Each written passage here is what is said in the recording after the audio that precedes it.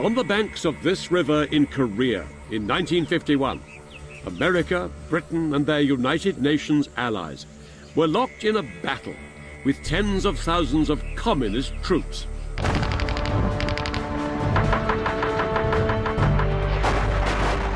What moved the Allies to cross the world to fight here in Korea, only 5 years after the bloodshed of the Second World War, was their drive to stop communism spreading further. I'll be revealing the dramatic reversals in military fortunes of the armies of the capitalist West and the communist East. And telling the story of how events in Korea nearly spiraled out of control, raising the spectre of nuclear war. The Korean War was waged by men from 24 different countries around the world. Men divided by ideology, but also by the way they fought. On one hand, massive firepower. On the other, overwhelming numbers. I'll be telling the story of what it was like for the ground troops when these two very different armies clashed. And describing the brutal fighting often waged in extreme conditions across the entire Korean peninsula. This is the story of a largely forgotten conflict, and of the battle that took place here on the Imjin River during the Communist Spring Offensive of 1951. A battle that was to be a turning point in the war for Korea.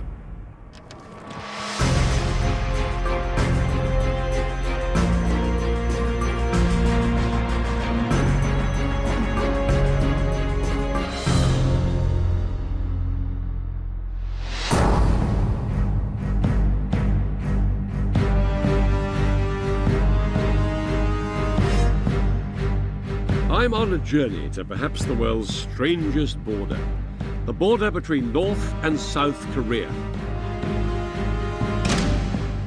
Right now, I'm about to enter the South Korean side of the 4-kilometer wide security zone that straddles the entire length of the boundary. This zone is effectively a no-go area, policed by troops from the United Nations. Marked out by miles of barbed wire fences and defended with landmines. At the border itself, there are no fences or gates.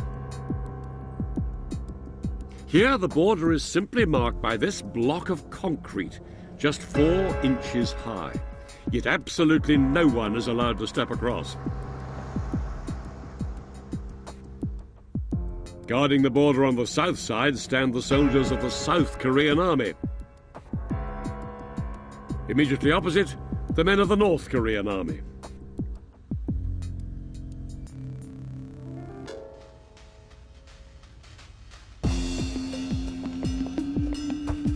The only place along the entire border that the two sides are in direct communication is on this spot, where a few huts literally straddle the border. Strictly speaking, standing here, I'm in South Korean territory. But if I step beyond this table here, in theory, I'm inside North Korea. Although practically speaking, the mysterious country of North Korea lies beyond that guarded and locked door over there.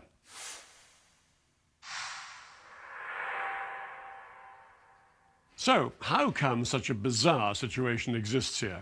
Well, the fact is that North and South Korea are still officially at war, and have been for more than half a century. Before the Second World War, the entire Korean peninsula was under the control of Japan. But when Japan was defeated, the victors divided the country along this line of latitude here, the 38th parallel. The Soviet Union sponsored a communist regime up here in the north, under Kim Il-sung in his capital, Pyongyang, and the Americans put Syngman Rhee, a fiercely right-wing nationalist, in control of South Korea in his capital, Seoul. Syngman Rhee wanted to govern not just South Korea, but the entire peninsula. He wanted to unite North and South under a capitalist regime.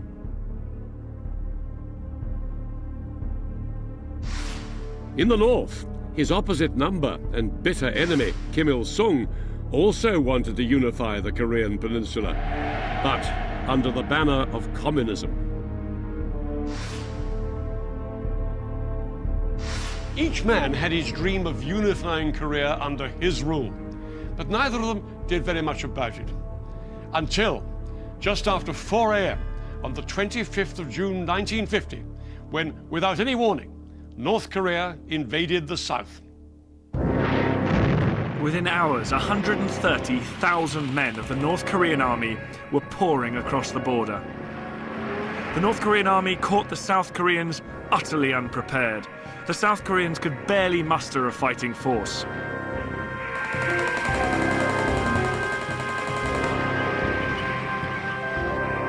Outgunned and overwhelmed by enemy tanks, the ill-equipped army were rapidly forced back. Even though we fired our guns at them, the tanks were not damaged at all. We could not destroy them. We were in a panic. We couldn't resist the enemy. It was terrifying. In just 48 hours, the communist soldiers were poised to attack the South Korean capital, Seoul.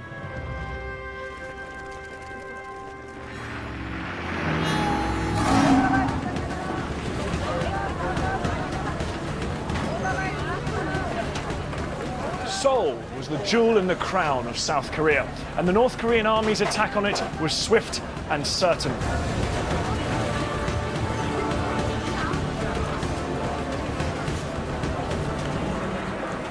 The communists burst through these narrow streets, meeting little resistance as they took control.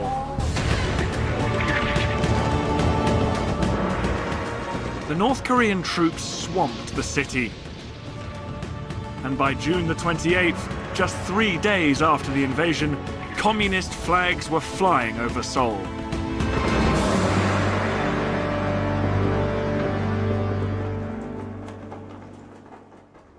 But the North Koreans didn't stop here in Seoul. They pushed on southwards, aiming to take the whole peninsula in the name of communism.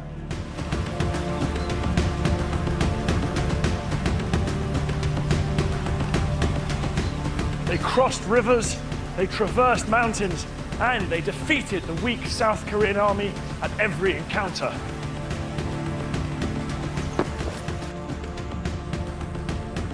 For the North Koreans, it was beginning to look like a walkover.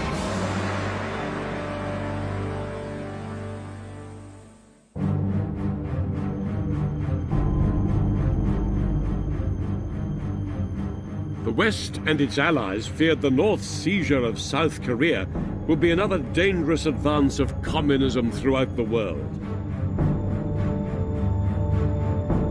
And the West was determined to do something about it.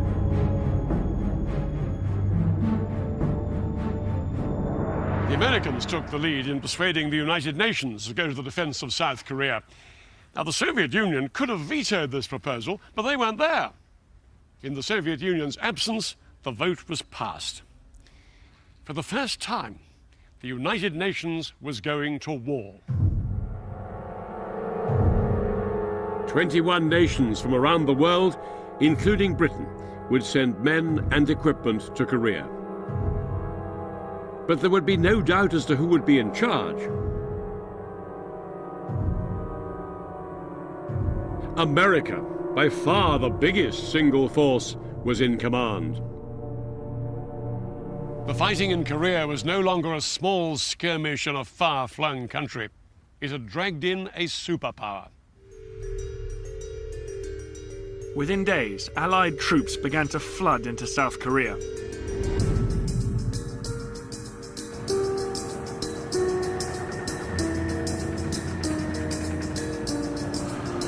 American troops were the first of the UN forces to arrive in Korea, shipped in from their bases in nearby Japan.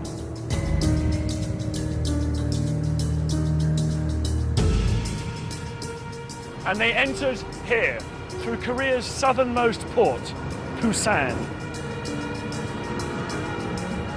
When they landed, they faced a desperate situation, and it was getting worse because by now, the South Korean army had almost totally collapsed under the advance of the North Korean steamroller.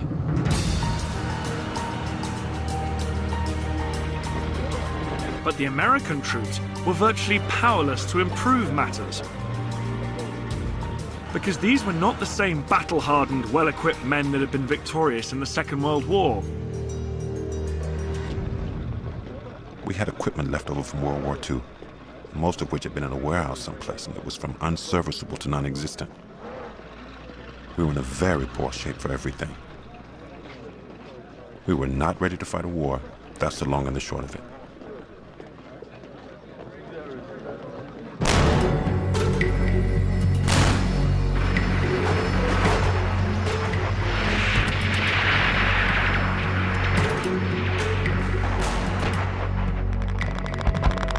Just weeks after setting foot on Korean soil, the American land forces faced a terrible humiliation.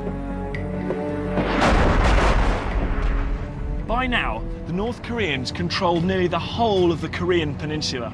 And this meant that the American troops and their South Korean allies were packed into an increasingly tight corner, an area that became known as the Pusan Perimeter. This was a tiny pocket of land, just 50 miles by 50 miles around the port of Pusan in the southernmost tip of the peninsula. Everywhere else was in North Korean hands. The United Nations forces were surrounded and in danger of being pushed out of Korea altogether.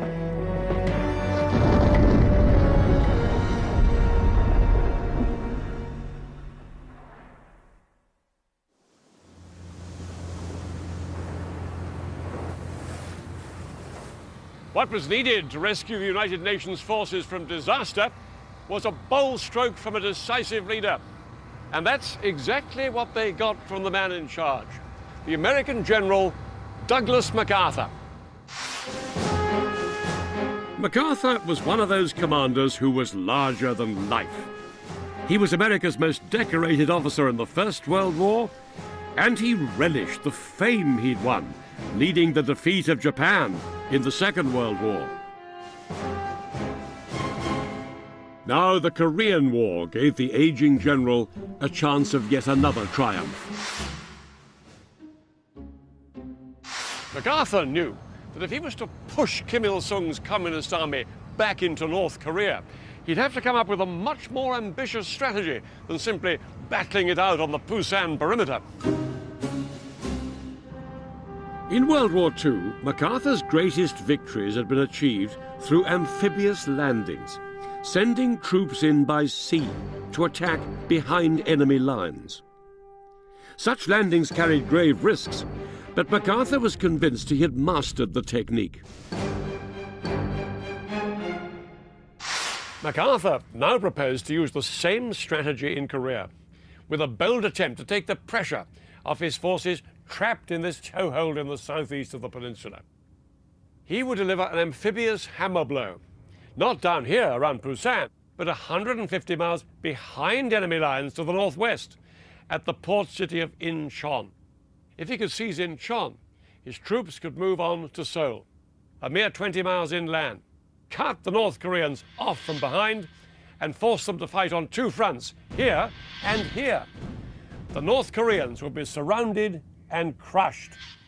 But a landing at Incheon would be a high-risk exercise.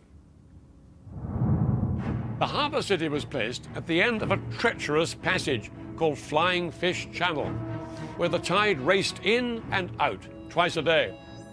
When the tide fell by as much as 11 meters or 36 feet, vast mudflats were exposed, making an approach impossible.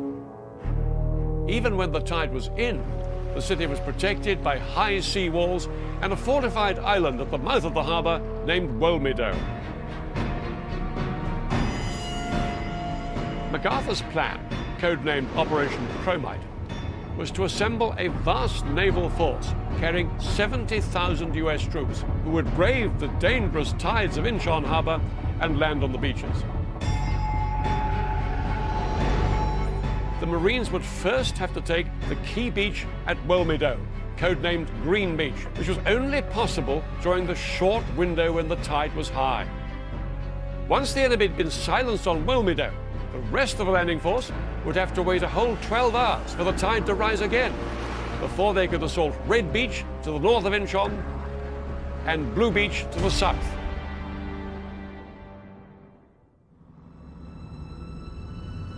Set for mid-September 1950, Operation Chromite was to be the largest amphibious landing since D-Day. Many of MacArthur's colleagues thought his plan near impossible. One of them even said, "We drew up a list of every natural and geographic handicap, and Incheon had them all." MacArthur himself privately admitted his Operation Chromite was risky. It was going to be a tough assignment for the crack US Marines, hand-picked to carry out the operation. All positions APS unknown, bears 193, speed fast. The Marines' success hung on meticulous planning. But when I went to visit the British Royal Marines aboard HMS Albion, I found out just how many factors can throw the best plan off course. There's the weather, there's the tide that has an impact, the sea state. Of course, the Americans at Incheon had real problems with the tides, very high tides, just a 12-hour gap between them. How important is it to get the tides absolutely right? Well, if we get it wrong, then we're going to end up either getting caught on sandbars offshore. And you're at the mercy of enemy fire. Absolutely. And if the tide is too high, then of course you may be actually slamming into the sea wall, equally difficult to get people off. So timing is absolutely crucial. Now, when your landing craft are underway and you're on that landing craft with all your guys, how critical to you is the covering fire that's coming down on the enemy as you go into the beach? Absolutely fundamental. And that's why all our destroyers and our frigates have big guns on the front. That's what they're for, is to buy us that time to get ashore. But this will be a matter of supreme concern for the lads that are now on the landing craft and steaming into the beach. Not directly involved. I shall make clear if you stop reaching. And what's it like being on a landing craft on your way into a beach? There will be guys that are utterly disorientated. They won't have a clue if they're in exactly the right position, what they're going to see when they get off the landing craft. Given with that, some will have been sick, some will be dizzy, some will be confused. And frightened? Oh, hugely frightened. One of the crew of the landing craft, who's working up on deck, will be shouting 500 metres to go, 400 metres to go, and then counting them down. And of course they get to 100 metres to go, they all stand up, the doors get pushed open, and then they're just stood there waiting for the ramp to drop. Hit the beach, ramp goes down, and then they're off. The US Marines waiting off the coast of Incheon were about to go through exactly the same experience as 0 hour for the amphibious landing drew near. At around 6 a.m. on the 15th of September, the actual landing part of the operation swung into action, under the cover of Allied naval gunfire. 6 British and American destroyers had already steamed in to within a mile of the city, and anchored so that their guns could fire at point-blank range on Wilmedo and the entire Incheon area. For 2 days, Incheon had been bombed by aircraft dropping napalm on the North Korean defenses and pounded by warships.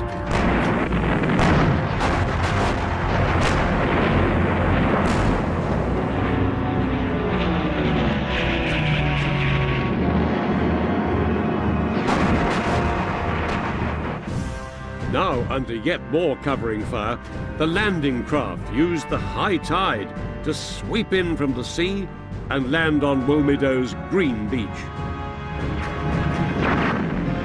Through the chaos caused by the supporting fire, wave after wave of landing craft headed for Green Beach. Smoke was boiling out of Incheon. The entire beach area simply disappeared in an enormous cloud of dust and smoke, with only the occasional glare of rocket burst showing through.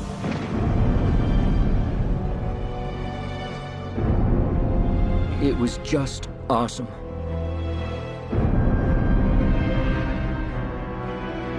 But as the first wave of Marines approached Green Beach, they were faced with a daunting task. Scaling the 12-foot-high defensive sea walls under enemy fire.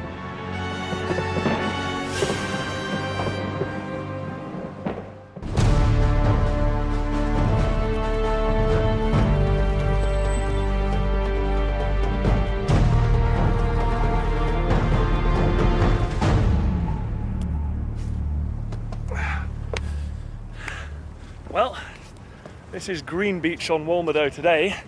Not quite the same sight that would have greeted the first wave of US Marines as they clambered up the sea wall.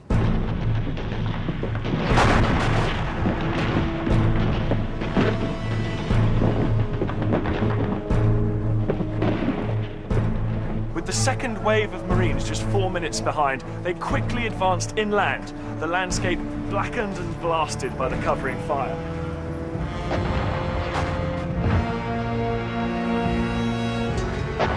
The Marines swept over the island, meeting limited resistance and suffering few casualties. In just 2 hours, the Marines' commander radioed the waiting fleet. Walmedo secured. Phase 1 of their mission had been accomplished.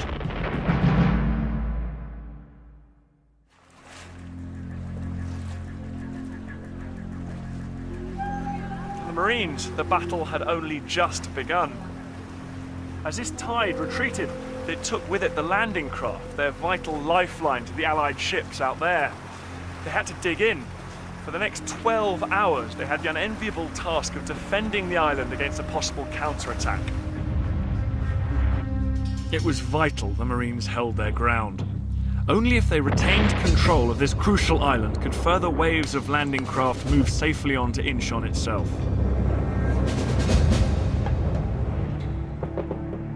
They waited hour after hour for the tide to turn, waiting to defend against any North Korean counterattack. But the big attack never came. Only at 5:30 did the tide come back in, and conditions were again favourable for the next phase of the American landings further up the channel. Red Beach fell to the Marines with little resistance. But there was still one more beach to capture.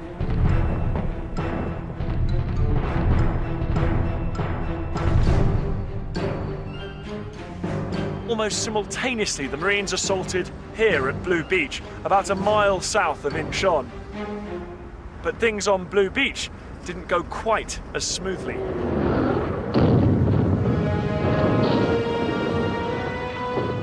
Out to sea, 25 separate assault waves had formed. But as they approached the shore, many of them were swept wildly off course by the strong currents. The assault on Blue Beach was in disarray. Landing craft at risk of capsizing, men in danger of drowning.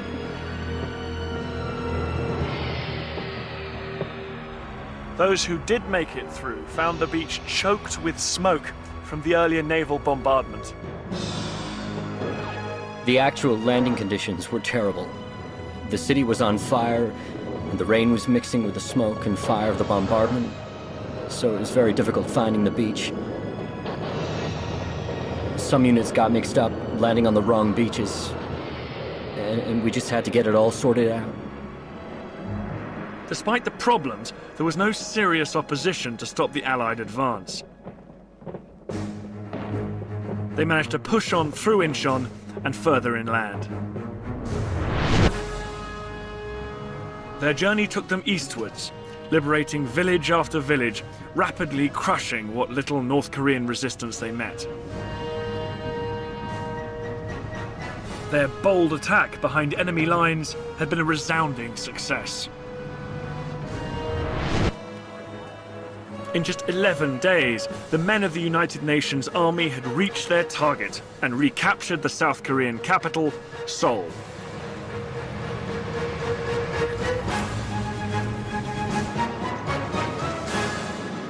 The war in Korea was taking a whole new turn.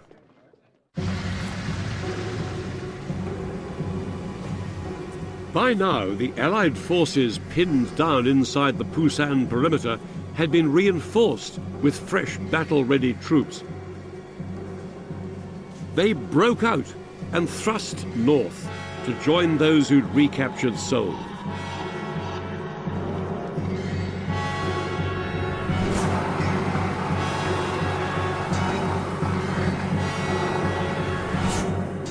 The United Nations forces could now attack the North Korean troops from two directions. Kim Il-sung's army was effectively surrounded and quickly collapsed. Within just 2 weeks, the Allies had pushed the crumbling North Korean army back over the 38th parallel, back into North Korea. It was an incredible turnaround.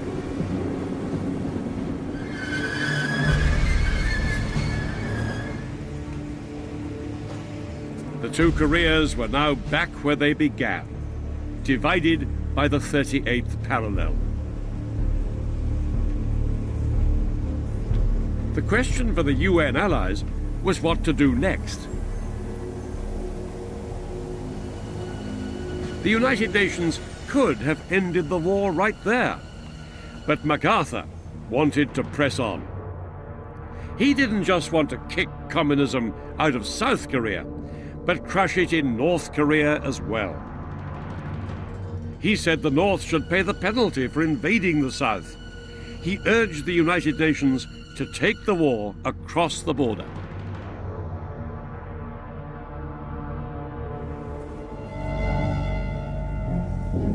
At the end of September 1950, MacArthur got his way.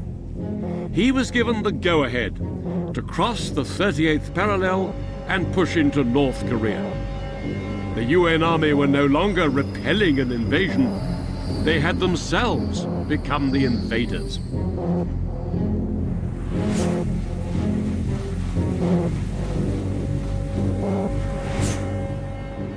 The Allied invasion of North Korea began very well. On October the 7th, the main body of the United Nations force drove northwards, and within a month they'd overrun the communist capital, Pyongyang. Still they pressed on, scattering any North Koreans who opposed them. The United Nations forces were now within reach of fulfilling MacArthur's vision of a total victory over communism and a united anti-communist Korea. Word went around that MacArthur had even promised his troops would be home by Christmas, in a month's time. But every step his men took north threatened to awaken a sleeping dragon. MacArthur's troops were now fast approaching the Yalu River, the border between North Korea and Communist China.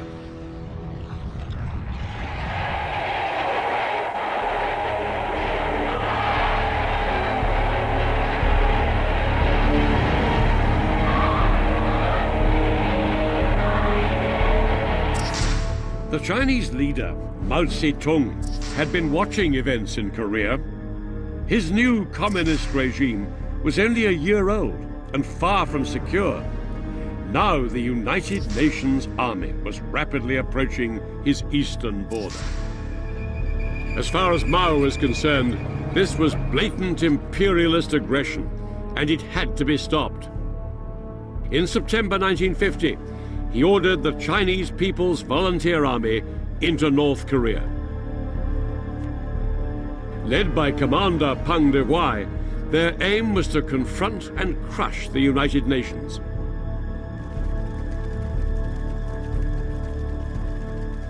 The vast armies of China had joined the war. Almost overnight, the men of the United Nations faced a very different enemy.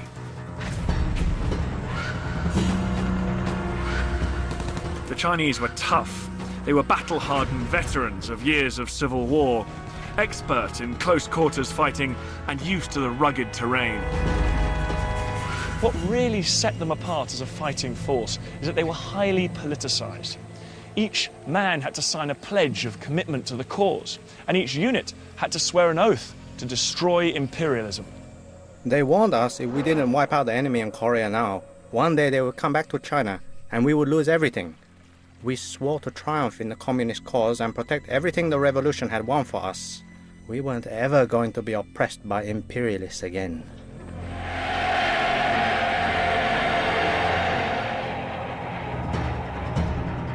The Chinese may have been rugged and determined, but their real advantage lay in the sheer vastness of their numbers.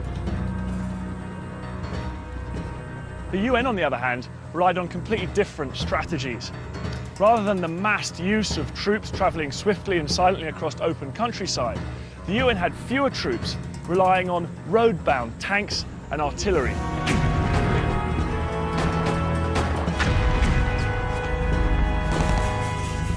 Artillery was the key weapon that would form the bedrock of the Allied battle plan. Dan and I were given the chance to experience what it's like to be under live artillery fire when we visited the bombard shelter of the British Royal School of Artillery. A converge, a PD, a 2 rounds. At my command, a 1 round fire for effect. A 3 on the 5. 1 0, fire over.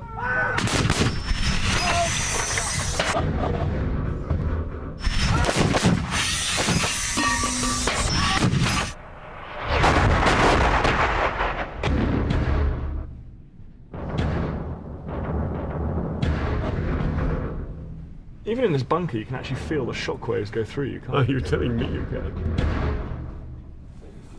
How critical is the artillery defending a position like this against, imagine these waves of Chinese attacking? Absolutely vital.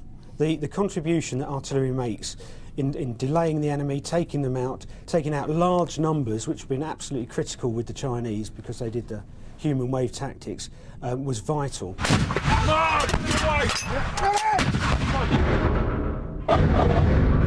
Lethal effect would probably be about 150 metres in a circle, taking people out, that would be killing them, and then the actual damage will go out to about 200 or 300 metres. Extraordinary, isn't it? And that effect would be continuous, day or night, all weathers, 24 hours a day, that's what you would receive. The effect on an enemy out there is absolutely devastating.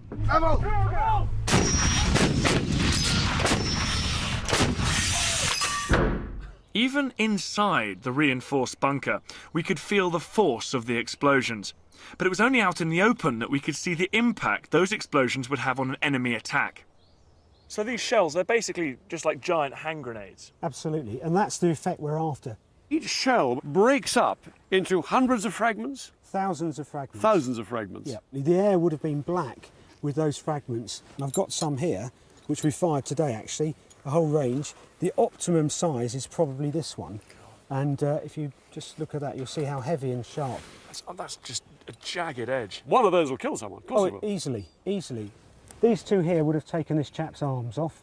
This one here would have killed him. That one up the top is a serious head wound. And the last one on here would have hurt his leg. And yet they came on, the Chinese. They came on and on through this stuff. Weight of numbers. But as they're coming forward, you know, they're encountering their comrades, wounded, injured, screaming. Do they keep going? Do they help them out? What do they do? The whole time we're just sapping the momentum out of this attack.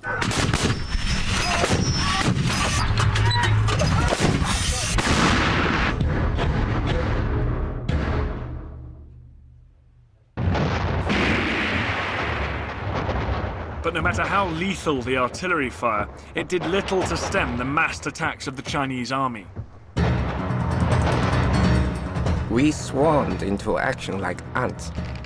The enemy guns overheated with the continuous use. They began to misfire and could no longer hit their targets. In the end, they would see so many people coming at them, they would panic.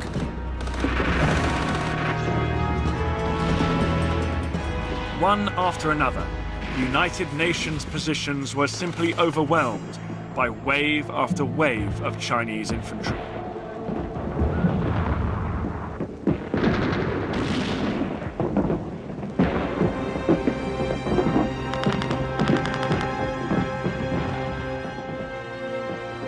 Some United Nations units fought hard. Others fell back in disarray. Generally, morale collapsed, and to make matters worse, the bitter Korean winter was setting in. By late November 1950, with the temperature well below 0 degrees, men of both sides were fighting at the limit of human endurance.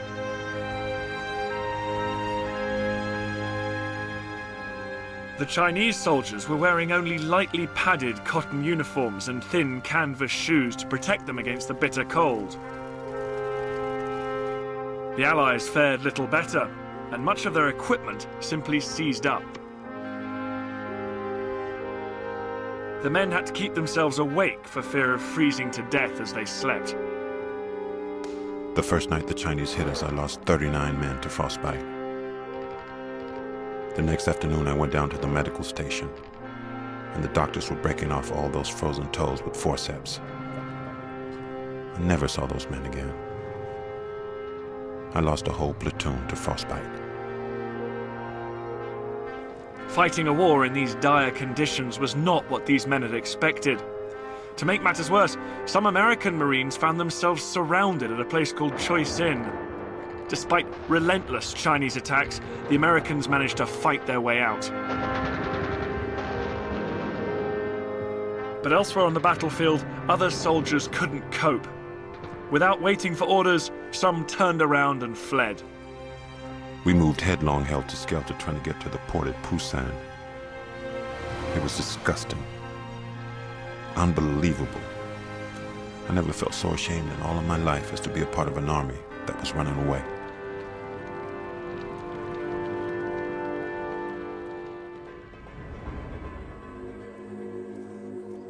Allied defences were crumbling across practically the entire front line.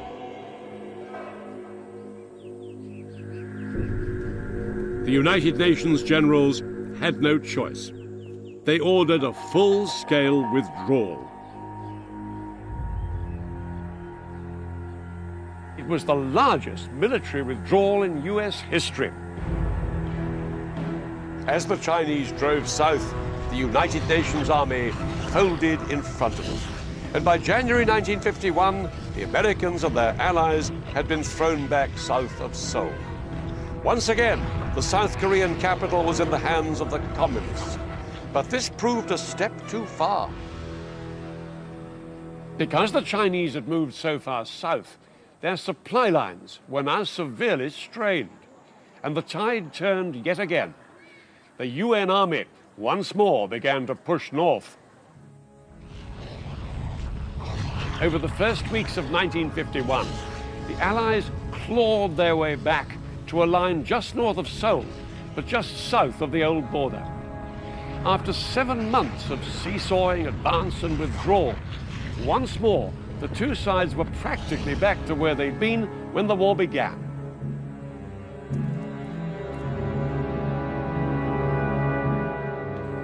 The huge, sweeping moves of the two sides up and down the peninsula subsided into an apparent stalemate.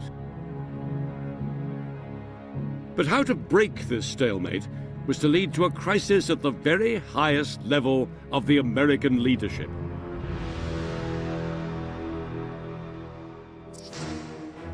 The American president, Harry Truman, did not want to do anything to escalate the war in Korea. But General MacArthur still demanded total victory over his communist enemy.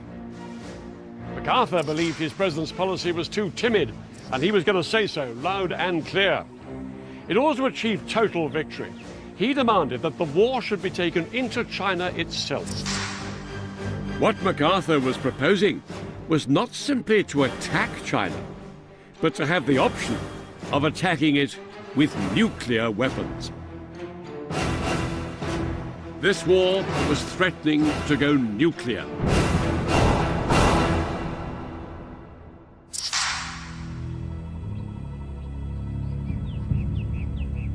With MacArthur now publicly challenging Washington policy, President Truman had to make a decision, and he made a brave one. I believe that we must try to limit the war to Korea for these vital reasons: to make sure that the precious lives of our fighting men are not wasted, to see that the security of our country and the free world is not needlessly jeopardized, and to prevent a third world war. I have therefore considered it essential to relieve General MacArthur. General MacArthur is one of our greatest military commanders. But the cause of world peace is much more important than any individual. MacArthur's dismissal marked the end of an era. The end of the Allied aim to unite the two Koreas under a democratic flag.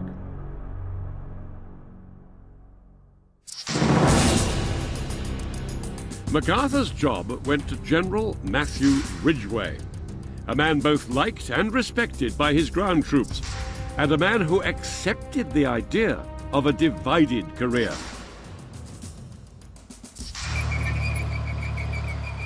Ridgway's aim was to establish a defensible line in the mountains and rivers just north of Seoul, from where he could keep the communists at bay. But the Chinese commander, Peng Dehuai, had an entirely different plan. He wanted to demolish the Allied forces and throw them out of Korea once and for all. Unknown to the mainly British and American soldiers who were starting to dig in, China's vast armies were preparing to launch a massive attack, their spring offensive.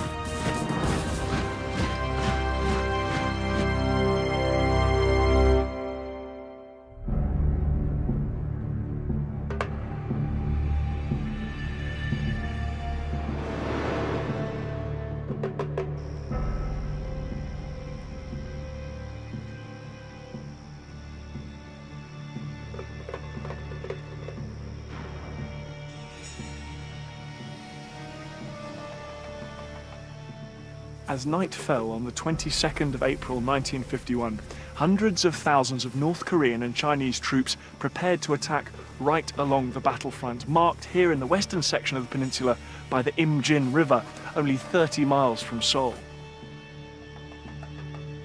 These Chinese troops were masters of infiltration and concealment. Morale was high. Confident of victory, the Chinese leaders told their men they'd be celebrating May Day in the streets of Seoul. That night, the Chinese took their positions along the banks of the Imjin and lay in wait for the order to move.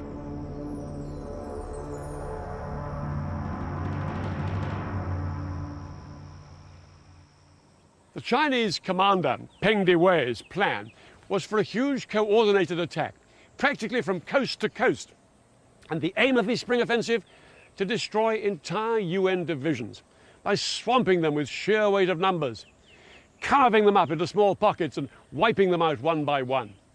Then he'd move to recapture Seoul. Peng ordered the North Koreans to bring pressure on the east end of the line here. But the main attack would be by the Chinese themselves, punching a hole through the line in 3 places, against mostly South Korean forces here, American forces here, and here, in the west, where I am now, the Chinese put a large force up against the mainly British 29th Brigade, who were defending the historic invasion route to Seoul across the Imjin River. Until now, the Americans and South Korean troops had borne the brunt of this war, but over the next few days, the men of the mainly British 29th Brigade, led by Brigadier Tom Brodie, would play a vital role. The 29th Brigade's 9-mile-long front along the Imjin River was pivotal. If the Chinese breached the line in this position, the Allied divisions either side would be exposed and the routes to Seoul would be open. Of vital importance were 2 river crossings, with tracks leading to the capital just 30 miles to the south.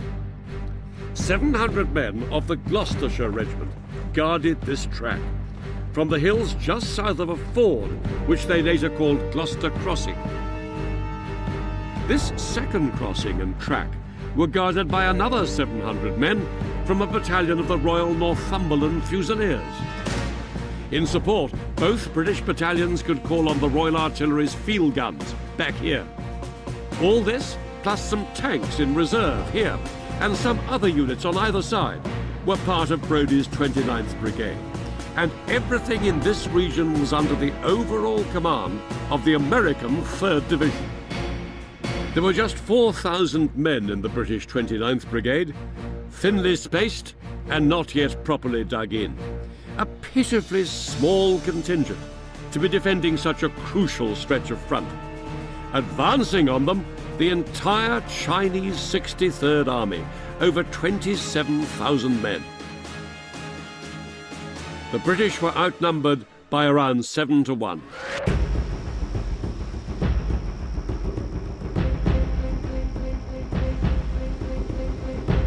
At 10 p.m. on the 22nd of April, the first Chinese troops started to wade across this shallow section of water here. But they were held back for nearly 2 hours by less than 16 men from a platoon of the Gloucesters firing from up here on the south bank. And then we saw the Chinese. They were thick in the water, somewhere around 2,000 men. It was an astonishing target, and we did use up all our ammunition. After halting 4 separate Chinese assaults, the British troops finally ran out of ammunition, and they had no choice but to pull back and rejoin their unit. There was now nothing to stop the Chinese from advancing further.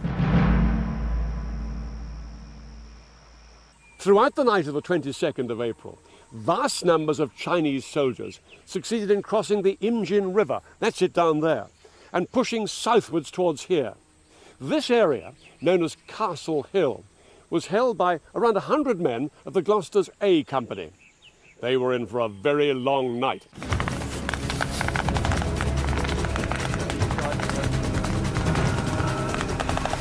For 6 hours, under bright moonlight and under the glare of parachute flares, A Company fought a ferocious close-quarters battle for control of this hill.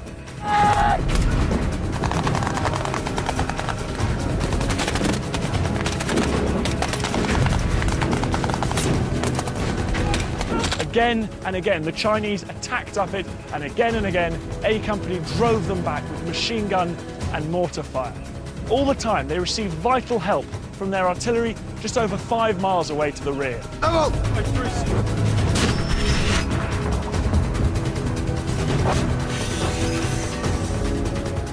Shells rained down. In front of me, a whole squad was blown to pieces, and the bodies of dead and wounded scattered along the track. I did not wait to be killed. I ran beyond that barrage as fast as my legs would carry me. At times, the supporting artillery was the only thing slowing the Chinese advance.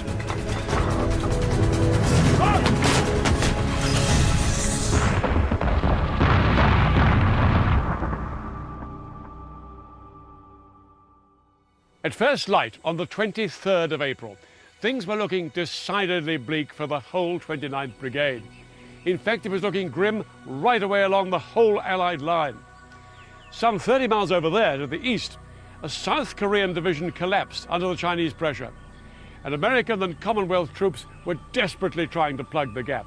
It made it all the more vital that the British 29th Brigade held on here at all costs. The Northumberland Fusiliers, guarding the easterly track down from the river, had found their forward positions threatened.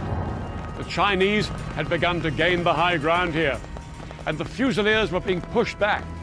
The line was weakening, and the Chinese were infiltrating the gaps between the British positions. As for the Gloucesters, 5 miles to the west, their A Company were unable to hold out any longer on Castle Hill. There was no other option for the soldiers here, reduced to just 1 officer and fewer than 60 men, but to pull back and join the rest of the battalion further south. Relying completely on supporting artillery fire, they managed to retreat to a hill that became known as Gloucester Hill.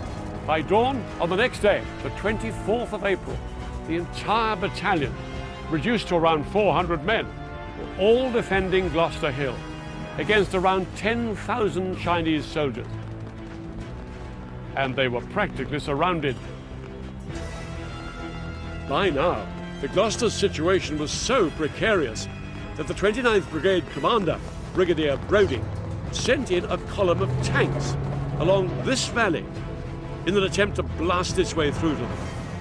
But the lead tank was hit, and it blocked the route, and the attempt to break through to the Gloucesters had to be abandoned. All hope of getting help to them evaporated. That afternoon, General Seoul, the American commander of all the units in the area, radioed to ask how things were going. Brigadier Brodie, instead of urgently requesting the Gloucester's withdrawal, replied simply that things were a bit sticky. He couldn't have chosen a worse moment for a bit of British understatement. The American general was given no idea how bad things really were, and so he ordered 29th Brigade to hold their position. What followed was disaster.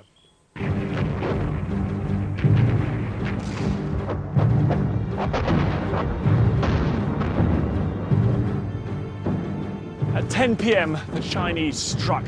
The Gloucesters fought a bloody hand-to-hand battle and pushed back attack after attack. The battle raged all through the night.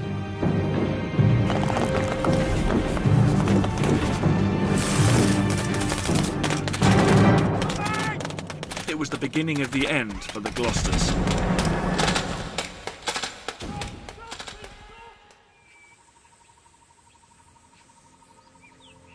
The entire 29th Brigade was at breaking point. If they didn't withdraw, they faced death or captivity.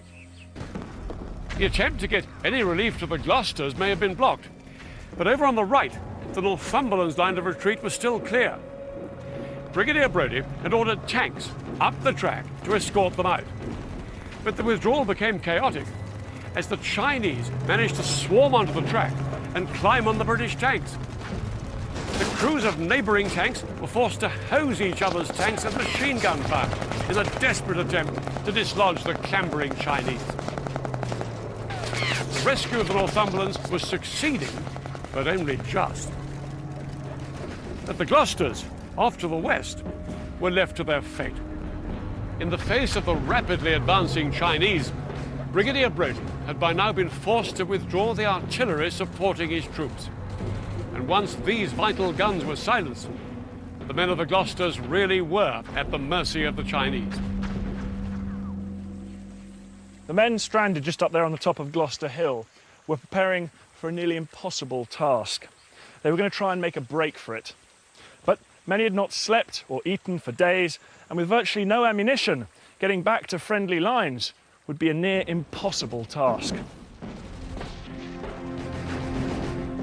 But the Gloucesters had little choice. They set out across the enemy-infiltrated stretch of land on what for many would be their final journey. The Gloucesters had started the Battle of the Imjin with 700 men. 58 had been killed in the fighting. Only 63 made it back to the safety of British lines that night. Nearly 600 Gloucesters were taken prisoner. It was a very shameful moment, surrendering. I hated doing it. Surrendering seemed to go against everything that I thought soldiering should be about. The rest of 29 Brigade had fared little better than the Gloucesters, but those few days in April 1951 had taken their toll on the enemy too. Although 29 Brigade had lost a quarter of its men, it had destroyed nearly half of the Communist forces attacking them across the Imjin. And right the way along the entire battlefront in Korea, other British, American and Allied forces fought heroic battles of their own.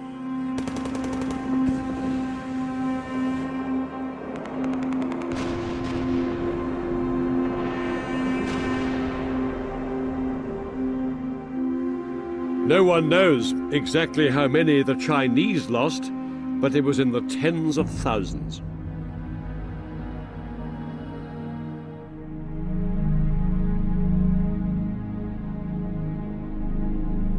The Communist offensive ground to a halt along the entire battle line. It was to be the last major assault of its kind. The Chinese would never again launch an attack on the scale of the Spring Offensive of 1951.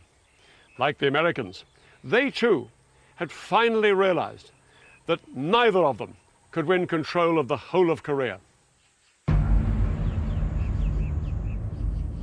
While the Allied crushing of the Communist Spring Offensive, in great part along the Imjin River, did not end the fighting immediately, it did bring both sides to the negotiating table. Yet when they first met on July the 10th, 1951, few could have had any inkling that the negotiations would drag on for over 2 years. All this time, the vicious battles for minor stretches of tactical ground continued, and the casualty rate soared.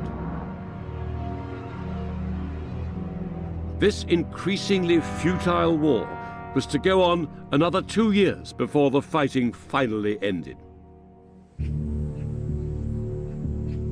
The two sides agreed the position of the new border between them, and they agreed on roughly the line of the 38th parallel just about here.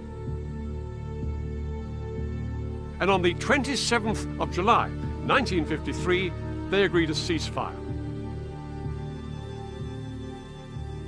In 3 years of warfare, more than 2 million people had lost their lives, and a country had been devastated. And yet, the border between North and South Korea had barely changed. And there's one even bigger irony. The two sides have never signed a peace treaty. The state of war between North and South Korea still officially exists. To this day, Korea's two sides remain in an uneasy stalemate. North Korea is still one of the most undeveloped countries in the world, and fiercely secretive. South of the border, it's a very different story.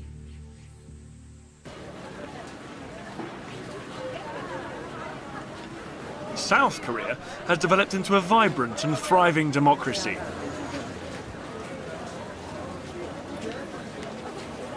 Today, the two Koreas may be vastly different, but one thing hasn't changed. For the people of North and South Korea, the threat of a return to hostilities still looms.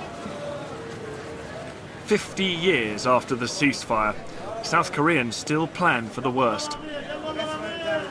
Around twice a year, a siren sounds across the South Korean capital here in Seoul. It's a drill for the taking of immediate shelter in the event of a North Korean attack. For a few minutes, these city streets empty in readiness for a return to hostilities.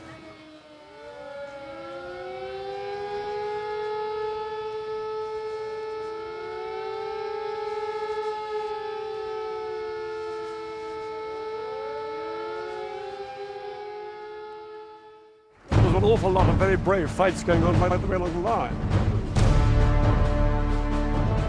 Next time, 20th century battlefields brings you the Tet Offensive, fought in Vietnam. This massive communist assault was the turning point in the 20th century's longest war. I'll be explaining how the American military had to adapt itself to face up to a largely guerrilla fighting force. And I'll be experiencing what it was like for the soldiers as they fought their way through South Vietnam. The Tet Offensive was one of the most decisive battles of the 20th century.